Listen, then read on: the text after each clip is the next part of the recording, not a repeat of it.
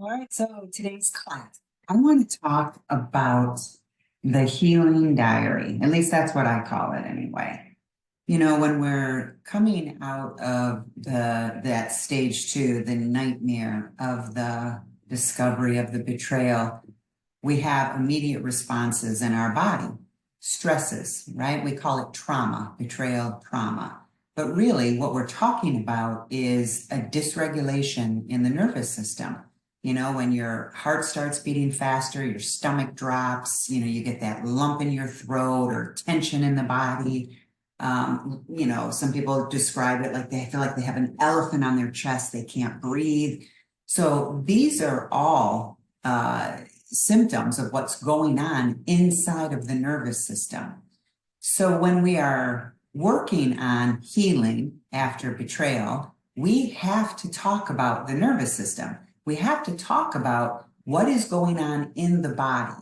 And not only that, but what is going on in our environment that is causing my body to have these types of responses, to have this dysregulation in the nervous system.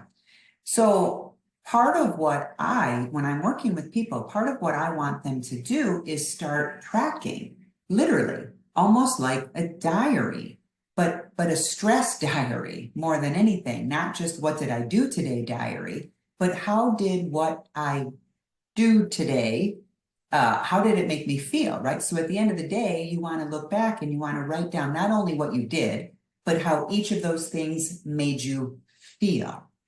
So if you went for a walk, how did that make you feel? Did you feel better after going for the walk? If you spent 2 hours in detective mode, scanning your partner's devices or reading old emails, did that make you feel better? How did it make you feel? So when I'm working with people, I want them to put this on a scale of 1 to 10. You know, pretty simple scale, nothing too extravagant, but 10 is great, 1 is horrible. So, when you're going back throughout your day and you're thinking about all the things that you did, how did they make you feel? I went for a walk, I felt a 7. I spent 2 hours scanning my partner's cell phone while he was sleeping or she was sleeping. 3, 2, whatever it is. Talk to my mother. 5, went to work. 6, took the dog for a walk. 8. So you see, you track what you do all day, but track it from the perspective of how did it make you feel?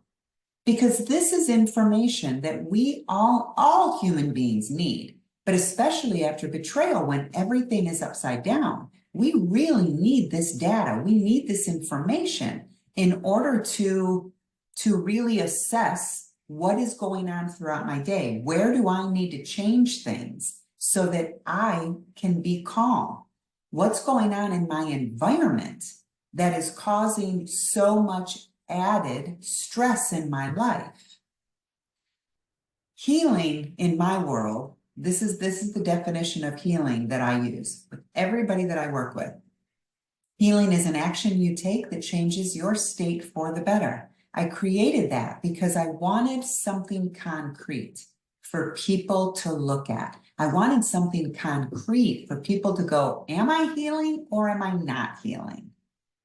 So a healing diary is critical because you're going to see the actions that you took all day, all of the actions that you took. And then you're going to see, did they make me feel better or did they make me feel worse? If they made me feel better, then I'm going to do more of those. I want to incorporate more of those into my day. If they made me feel worse, well, I want to get those out of my day. I want to do less of those things or be around those people for less amounts of time. Now, what's interesting after betrayal is the person that hurt us is the one person that is causing probably the most stress. So now there's this conundrum, right? The person, if you're trying to reconcile, the person that you're trying to reconcile with is the person who is causing the most stress. So if you're trying to reconcile, and here I am saying you need to get stress out of your life, you need to get the people that are causing you stress out of your life. what is a betrayed partner to do? This is where it is crucial that the unfaithful partner is doing work. Individual work, not marriage counseling, but individual work. The unfaithful partner needs to start going deep into themselves in order to uncover the root cause of whatever it was that they did, whatever acting out they were doing. They have to do that. They have to go deep and understand that their actions had a core reason, and the betrayed partner is not a part of that. We say all the time in the betrayal world, we say this to betrayed partners, right? You had nothing to do with this. This had nothing to do with you. But yet then we send the betrayed partner off to marriage counseling with the unfaithful partner. Well, what is that saying? Right then and there, it's saying that there was she or he, the betrayed, had something to do with this. If I have to go to marriage counseling, then obviously I must have had something to do with this. And it's why one of my taglines is exactly that. This is not a marriage counseling issue. The unfaithful partner needs to go deep and understand in their own world how they justified an affair, or how they justified keeping a secret, or how they justified keeping an addiction from you. So the healing diary, when you start looking at all of the stressors in your life and your partner, the unfaithful one, comes up the most, this is where boundaries come into play. This is where we say, you know what? Out of all the healing actions that I am taking, you are the one that is causing me the most stress. And if I want to heal, if I want to become healthier, happier, calmer, and if you want me to become happier, healthier, and calmer, which unfaithful partners want, then you have to start creating an environment in which I feel safe. If the unfaithful partner is contributing to an environment that is causing stress, that's not going to help. That's going to cause further damage. It's going to keep the betrayed partner stuck in a trauma state, in a stress state, in a state with a dysregulated nervous system. So the unfaithful partners that are not doing the work are the ones who are actually keeping the betrayed partner stuck. Let me say that again, because this gets missed in so many places. If I'm a betrayed partner and I'm trying to reconcile, and my unfaithful partner, who stopped all acting out, but is just telling me to move on, because he doesn't understand, or she, because they don't understand betrayal trauma, because they don't understand about this whole dysregulation of my nervous system, then every time they're saying something like you need to just move on, they're causing more stress. They're not contributing to me being calm and learning how to build trust and learning how to build my confidence and, all of those things that we talk about after betrayal. They're actually contributing to me not doing those things.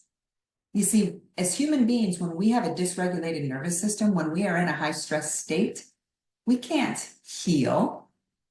The brain isn't focused on healing. The brain is focused on the danger. The brain is focused on the things that are causing the dysregulation, the threat. So unfaithful partners say they want the betrayed partner to feel better, but yet they're the ones, in a lot of cases, who are keeping the betrayed partner stuck in pain because they're not doing the work required for the betrayed partner to feel safe.